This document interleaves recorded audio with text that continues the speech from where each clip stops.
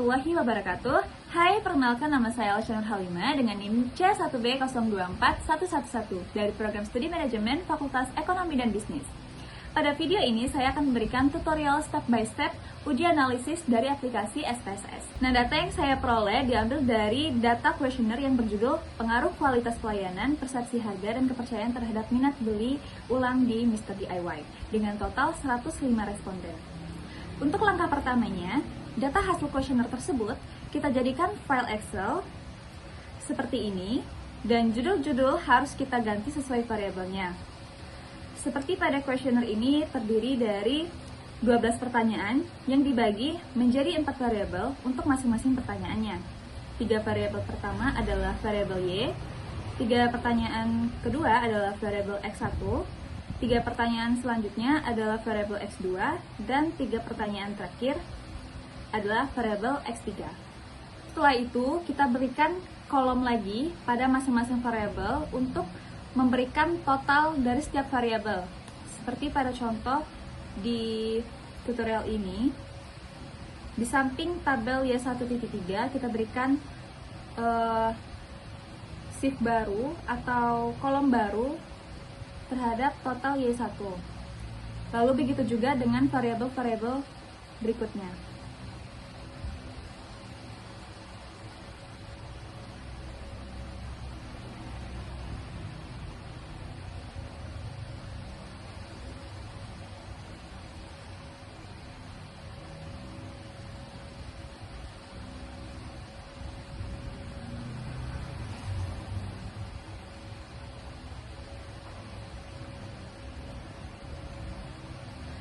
Oke, next, setelah itu kita perkecil tabel-tabel tersebut biar lebih ramping dan lebih mudah kita membacanya secara keseluruhan.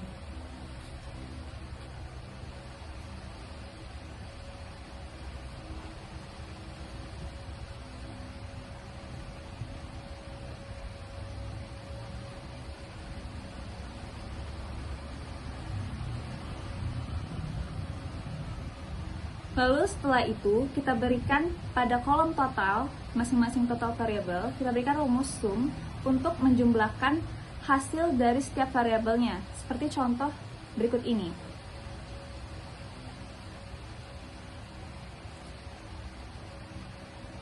Kita lakukan rumus tersebut pada setiap variabel.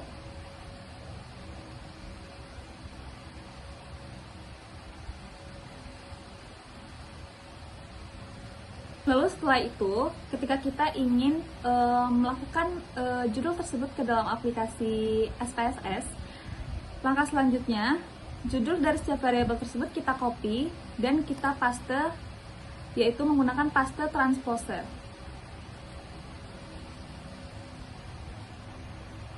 Nah, ini bertujuan agar kita lebih memudahkan untuk menuliskan judul pada setiap data-datanya pada aplikasi SPSS nanti.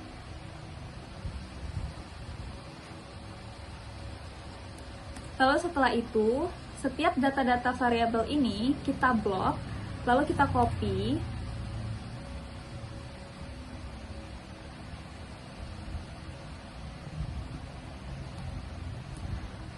Setelah kita copy, kita ke aplikasi SPSS. Nah, teman-teman, di sini kalian harus sudah punya aplikasi SPSS terlebih dahulu. Biasanya kalian bisa download, dan ini berbayar aplikasi SPSS-nya. Lalu setelah itu kita paste pada aplikasi SPSS dan pada variabel view untuk judul-judul yang sudah kita transpose tersebut kita copy juga dan kita masukkan pada variabel view di SPSS. Seperti berikut ini. Nah, lalu selanjutnya kita masuk pada tahap yang pertama, yaitu melakukan uji validitas. Nah, uji validitas itu apa sih? Nah, uji validitas adalah untuk mengukur sejauh mana alat ukur atau instrumen penelitian benar-benar mengukur apa yang seharusnya diukur. Atau dengan kata lain, uji validitas itu memastikan bahwa instrumen tersebut tepat dan akurat dalam menjalankan fungsi pengukurannya sesuai dengan tujuan penelitian. Nah, step by stepnya bisa kita lihat. Yang pertama kita klik analyze, lalu setelah itu kita pilih correlate dan pilih bitrate. Nah, pada bagian ini kita pilih variabel masing-masingnya saja, seperti Y1.1 sampai Y1. Y1 itu adalah totalnya ya teman-teman. Kita klik OK. Nah, datanya akan seperti ini.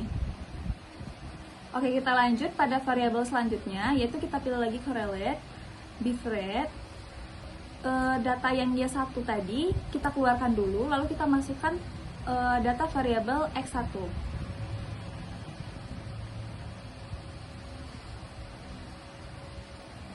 Nah, hasilnya akan seperti ini. Kita lanjut pada variabel selanjutnya, yaitu variabel X2. Caranya sama, klik correlate lalu bitrate. Kita keluarkan data X1, lalu kita masukkan data variabel selanjutnya, yaitu X2.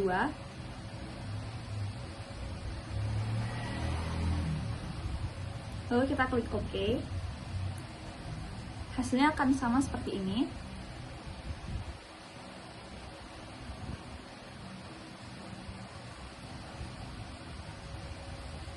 Lalu lanjut pada kita masukkan data X3.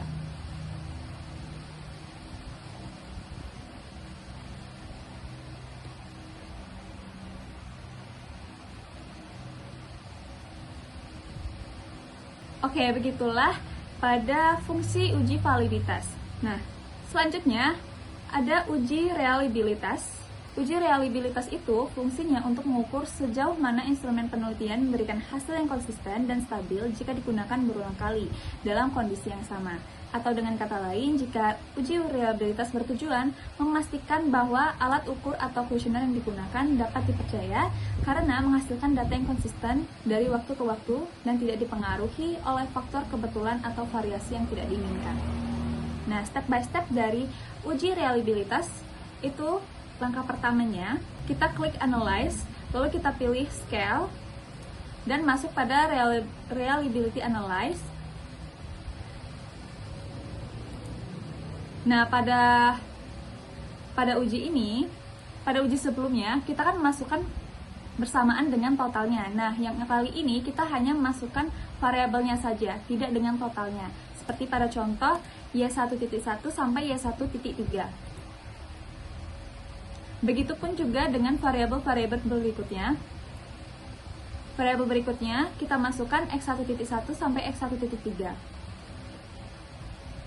Lalu lanjut, kita masukkan lagi data X2.1 sampai X2.3. Dan kita lanjut lagi, kita masukkan data selanjutnya, yaitu pada data variabel X3.1 sampai X3.3. Lalu kita klik OK. Dan begitulah hasil dari uji reliabilitas. Lalu kita masuk pada uji selanjutnya, yaitu uji asumsi klasik. Nah, uji asumsi klasik ini terdiri dari 4. Yang pertama ada uji normalitas, ada uji multikolenialitas, ada uji korelasi, dan uji heteroskedastisitas. Tujuan dari masing-masing uji ini yaitu uji normalitas itu bertujuan untuk menguji apakah nilai residual terdistribusi secara normal ataupun tidak. Lalu ada uji multikolenialitas, yaitu bertujuan untuk mendeteksi adanya korelasi yang tinggi antar variabel independen atau prediktor dalam model regresi berganda. Lalu yang ketiga ada uji autokorelasi, yang bertujuan untuk mendeteksi adanya korelasi antara residual dari satu observasi dengan residual observasi lainnya, terutama dalam data time series atau runtun waktu. Lalu uji terakhir yaitu pada uji asumsi klasik ini ialah uji heteroskedastisitas, yang bertujuan untuk menguji apakah varians residual tidak konstan di seluruh nilai variabel independen. Asumsi penting dalam regresi linear adalah homoskedastisitas, yaitu varians residual yang konstan. Nah, untuk step by step pada uji asumsi klasik ini yang terdiri dari 4 uji tersebut dapat kita lihat step by stepnya, yaitu yang pertama kita klik analyze, lalu kita pilih regression, kita klik linear, lalu pada total variabel Y1 kita masukkan pada dependen, dan total variabel X1 X2, dan X3, kita masukkan pada data independen. Pada bagian ini kita perlu setting untuk kita bisa langsung mendapatkan hasil dari semua ujinya, termasuk dari uji normalitas, uji multicol, uji autokorelasi, dan uji heteros.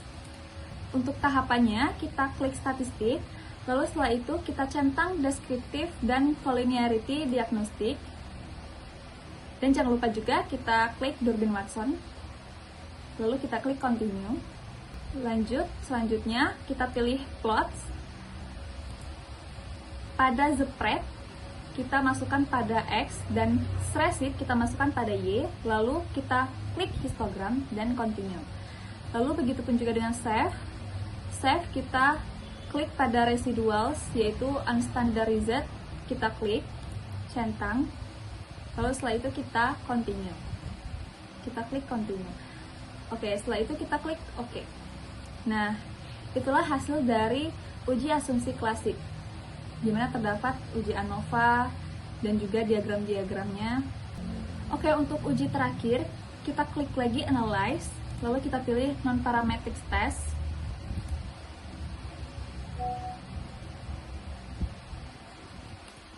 Kita pilih Legacy Dialogues. Kita pilih juga One Sample KS. Lalu kita scroll ke bawah. Untuk memasukkan datanya kita scroll dulu ke bawah, dan kita pilih Unstandarized Residual. Nah, bagian ini tidak perlu kita setting, kita langsung saja klik OK.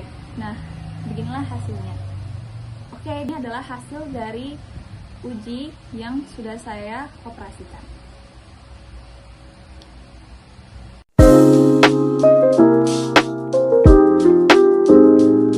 Spasial. Tujuannya itu menguji pengaruh masing-masing variabel independen atau promosi kepuasan terhadap loyalitas secara individu. Tinggal kita lihat ke tabel koefisien, yang dimana nilai sig kurang dari 0,05 maka berpengaruh signifikan. Lalu selanjutnya ada uji simultan atau uji F, bertujuan untuk menguji apakah semua variabel independen berpengaruh secara bersama-sama terhadap variabel dependen. Kita lihat pada tabel ANOVA, jika nilai sig kurang dari 0,05 berarti sesuai variabel X secara simultan berpengaruh ke variabel Y. Koefisien determinasi atau R-square bertujuan untuk mengukur seberapa besar kontribusi variabel independen dalam menjelaskan variabel dependen. Seperti pada tabel model summary, R kuadrat proporsi total pengaruh. Misalnya pada R kuadrat sama dengan 0,65, yaitu artinya 65% variabel variasi Y dijelaskan oleh variabel X. Pada tabel tersebut, signifikan besar dari 0,05, yang berarti data normal.